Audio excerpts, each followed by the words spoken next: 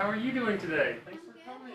Every few weeks I was on antibiotics, coming into the doctor, just constantly, miserable.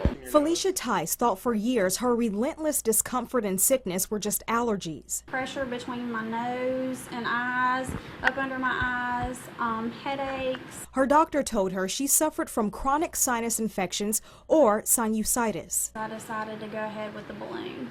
It's called balloon sinuplasty, and it's basically taking a technology that we've done before and just making it less invasive. Michael Hammett, doctor at Hattiesburg Clinic's Ear, Nose, and Throat office, says for years sinusitis has been treated with surgery, but now there's this balloon. But if the fluid does not drain from these sinus cavities, it just comes right back. Hammett explains the balloon sinuplasty goes into the sinus cavities and actually remodels the bone when it's inflated.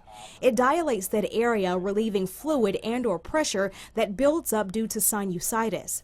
And Dr. James Hodges says since February they've done more than 100 of the balloon sinuplasty procedures. He says once the doctors have a patient's history, a clear CAT scan, and agree to do the procedure, the patient can be in and out the same day. You're just expanding or dilating tissues without actually removing lining of the nose or bone in the nose. If you're worried about pain or a long procedure, the doctors say don't. I think it takes more time to numb you up and get you ready to do the procedure than to do the procedure. Dr. Thompson says that was true for Tice's procedure, which he performed in May. 3 stages of numbing, and she was awake the entire time. And eventually we inject around known areas where the nerve comes out and distributes into the nerve, just to give it a little block, what's called a regional block. And then after we do that, we get started. The next day I was back and going. I didn't have to take any kind of pain medicine.